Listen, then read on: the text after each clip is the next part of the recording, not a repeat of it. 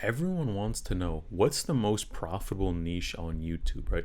You see people talking about it. Some people can make $1 where others can literally make $30 per thousand views. And you start thinking, if I pick the right niche, this will change everything. On today's video, I'm going to break down all of the niches for you that's going to really give you the sauce that a lot of people are not willing to tell you. Now, I've built YouTube channels to over 50 million views, earned over six figures in my early 20s, and I've seen it firsthand, a ton of these different channels, all these different niches. So I'm going to show you exactly what you need to pick. And let's see here, I'm going to show you some proof as well. As you see here, this is my first channel that I've worked on. Now, I've blurred some of this out. Don't want everyone just copying things, but yes, this is one of my channels here. Again, 87,000, one channel.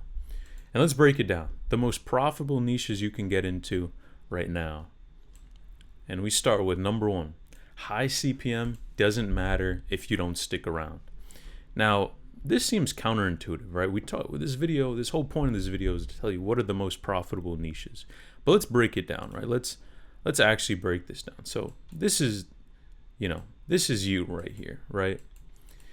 And you're seeing, you're kind of in the business space and you see all of these different things, right? What do you see? You see drop shipping, right? You see SMMA, and excuse me for you see SMMA, you see, YouTube automation, right? You see all these different things and they all look good. You're like, man, I can make money here. I can make money here. I can make money here. But what happens is a lot of times people just chase these trends that they have no interest in. Right? And that's especially with YouTube, right? Even faceless YouTube as well, right? A lot of people want to go faceless. They want to do all of these things and you chase these trends. You chase, man, this looks good. This looks good. And what happens is you do so much chasing that you forget the fundamentals of what really allows you to stick with something long term and actually do the hard work. And that's choosing something that you have genuine interest around. Think about it. How many people do you think are actually going to stick with one channel if they don't even like what they're doing, right? Regardless of if you're trying to automate it or not. Versus think about a topic that you really love, that you're passionate about, you're already interested in. Odds are you're probably already talking to other people about it for free, which would make starting something like a YouTube channel, getting into it and talking about it every single day, really not much of a lift, right? And you hear these things like, oh, finance, tech, business, all of these things pay crazy well. But the problem is, right, if you hate it, you're not going to last past probably 10 videos. Most people probably don't even get past 3, right? And what really beats in the long term is consistency over a longer period of time. And if you just don't quit and you stick with whatever you choose. And that's the problem with so many options too. And you see this, it's very hard to actually stick with one thing. But if you can actually, again, have that delayed gratification, choose something that you generally have an interest in, that'll make all of the difference, right? Now, number 2. Do what you actually care about, right? And this relates a lot to the higher one because instead, right, of looking just at the numbers, right, how much a niche makes, right, we look at what do we actually care about. And an easy way you can actually identify some of these is looking at your YouTube history, right? Looking at your internet browser history. What are you asking ChatGPT about? What are you talking to it about, right? They're all, and even ask some of your friends. You could go ask one of your friends and say, man, what do you think I'm interested in? What can I just not stop talking about? And that topic right there, that could lead you down a good direction. That it could be a good idea to talk about this topic on a channel because trust me, there are a lot of people just like you interested in what you like and you're not as unique as you think, right? And people can tell when you're forcing it, when you're not a natural, right? When you don't actually enjoy the type of work you're doing. Now, my channel, for example, was in the sports niche and I loved sports at the time. And what happened was I was already so passionate about this topic that I said, okay, I'm just going to go talk about it every single day. And since I already look at all of this stuff anyway on the daily basis, it's not going to make it that much harder to make a business out of it. And that's what allowed me to stick with it for such a long period of time. But if you don't do that, right, you choose something that's you don't care about as much, you're in it just for the money, I guarantee you it's not going to work out like you think it will. And if you're interested, right, in learning more about building and growing YouTube channels and like these types of videos, you want to learn more, learn what actually works and get real examples, subscribe to the channel, right, and like this video. And drop a comment if you actually want me to drop more videos and go in even further detail. Now let's go number 3. Trends burn out, systems compound, right? So that's another thing too. Aside from just, does this make money? People tend to look at these trends, right? And you have all of these different trends that are going on. AI is a trend, right? SMMA was a trend at a time. Even the business models, right, were a trend. You have all of these different trending topics, body cam videos, right? All of these different trending topics. And the thing is, if you're just starting out, it's not a good idea to try to chase trends, because this is what's gonna happen. I'm gonna tell you right now. You see this guy, right? So let's say he picks YouTube, right? So he's like, all right, this is gonna be the one that I go with. What happens is you start and you see, okay, what are these trendy channels, right? And you start with, let's say you want to make a channel, you're interested in AI. So you start with this is booming, you see it's a trend. This is what happens, right? So you start, you're kind of going hard. You may have something that goes well, but you just don't love it, right? And what happens is maybe you get, 3 uploads, or maybe even more. Maybe you get to 10 uploads, right? But you get to that point, and then it just becomes like work, right? It becomes like something that you really don't want to do. And eventually, right, your uploads are going up, you're kind of going up, and then boom, you hit this flat line where you're stagnant. You're stagnant, you're not moving anywhere, you're not making progress. And this happens to a lot of people, right? The majority of people are not going to get past, let's say, 100 uploads, right? Majority of people, especially if you're following trends, are not going to do that. So you could say anywhere from this 10 to 100, right? There's going to be a lot of pain because you're not getting any views, things are not working. And you're like, man, how could I make this work? But if you really loved the topic, you would push past this 100 and you would just keep going up. For example, I upload over thousands of videos easily, just probably on one channel alone, which, because I loved the topic so much, I would talk about it even if I wasn't getting paid, right? And that's what really allows people to make the difference. So you got to be careful and understand that you don't want to go with trends, right? But if you're using a system in these timeless principles that don't change, that's really going to make a difference for you, right? And building in that library that you really enjoy will allow you to compound that effort over time. So it's not just, something that I'm doing for today, but I actually can think about long term, what do I really enjoy? Number 4, the dopamine trap. Now this is another good one. I hope you're taking notes here, right? So let's draw you again. Let's try to erase some of this stuff here. Okay.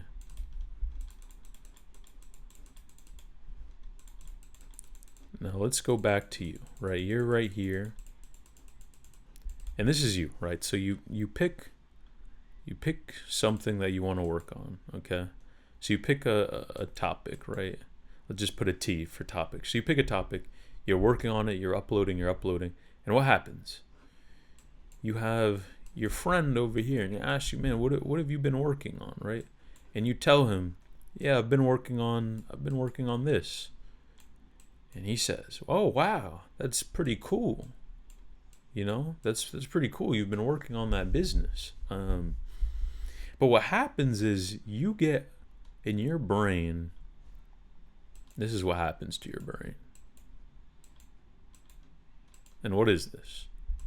This is dopamine. So you get some dopamine in your brain from telling these other people what you're working on. And what happens is, a lot of times when you get this dopamine, instead of getting the dopamine from actually doing the work, and getting results like you started with, you get it from talking to people and telling people what you're doing.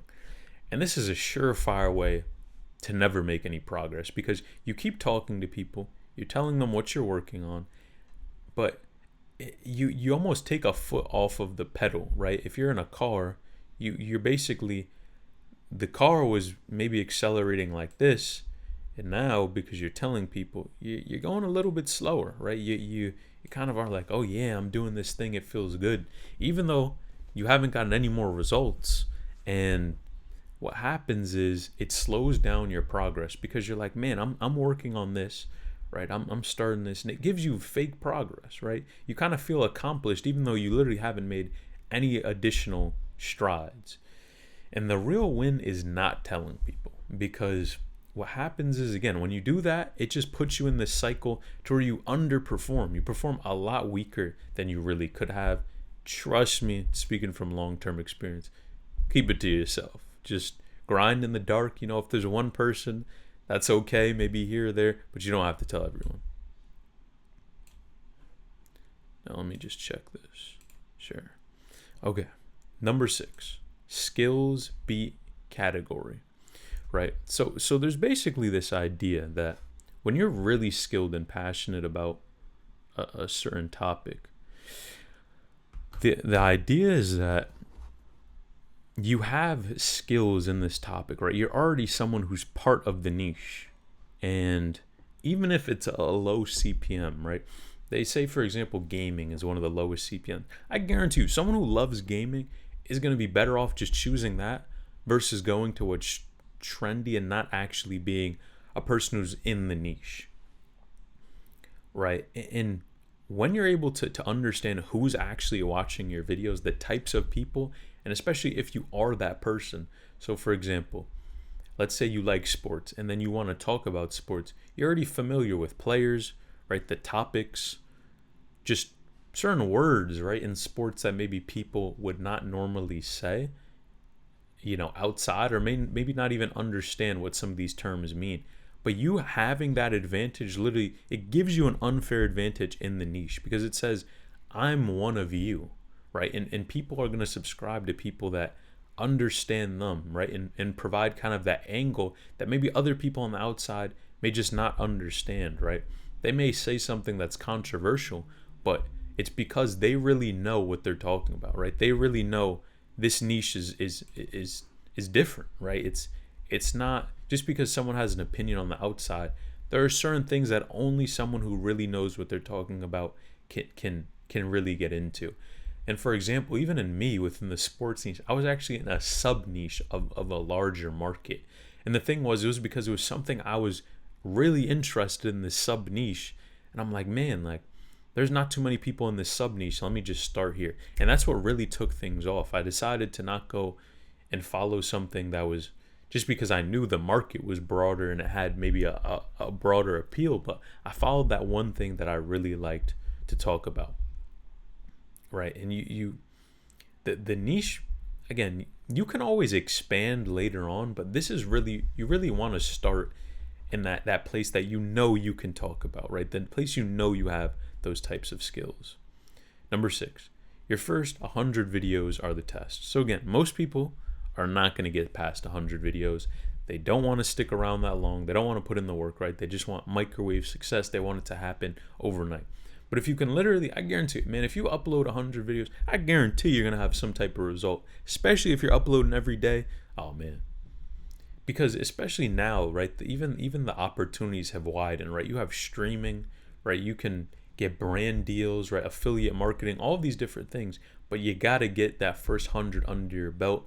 And even after the first 100, you don't feel that much different, I guarantee you there's at least something you learned, right? Because you stuck with it for that long, right? You had the delayed gratification, but most people are never going to get past 100 videos, let alone 1,000 like myself, right? And they're ready to quit way too early. So this has to be something that you're willing to put time into. Number 7, the most profitable niche is you, right? And this is what they don't want to tell you, right? They want to tell you, oh, go into this, go into that. The most profitable niche is you, right? The niche you can dominate is the one you're most familiar with and the one you won't quit on, right? Again, it's time in the market that really separates you. And if you've had that time, you have an unfair advantage, especially if you're passionate about it. Man, it's almost like one of those things where the energy that you have for something really comes out and it manifests in the way you talk, the conviction that you have, right? Because if someone's just talking about something they don't care about, I'm telling you, they don't have conviction in what they're saying. They don't really understand it a ton. But when you know the ins and out, the details, there's something you're interested in that if you started talking about that, that could really change things for you, right? And what this will allow you to do is you can always remember, you can always branch off into other things, right? You don't have to be stuck in that same place forever. But being that person that this is what you're known for, and then you're like, all right, I'm gonna expand into something else. It is possible, right? And that's the next play. So there's always room to move and expand into something else. But this is the easiest way to start. And these, people tell you all of these different things, but man, just focus on what you love, right? And it won't even feel as much like work. There's going to be things you don't enjoy to do. And yeah, it's not like you're going to feel like it every single day. But when you can endlessly talk about it, like for example, since I uploaded over thousands of videos, I know all of these things. Like I literally saw how I was able to stick with something over a long period of time just because I felt it was so easy to me. I could just, get on camera, have the mic on and endlessly talk because I enjoyed it so much. So if you take one thing from this video, it's do what you love. Now, if you enjoy learning these type of topics, growing on YouTube, finance, click this video on the screen here.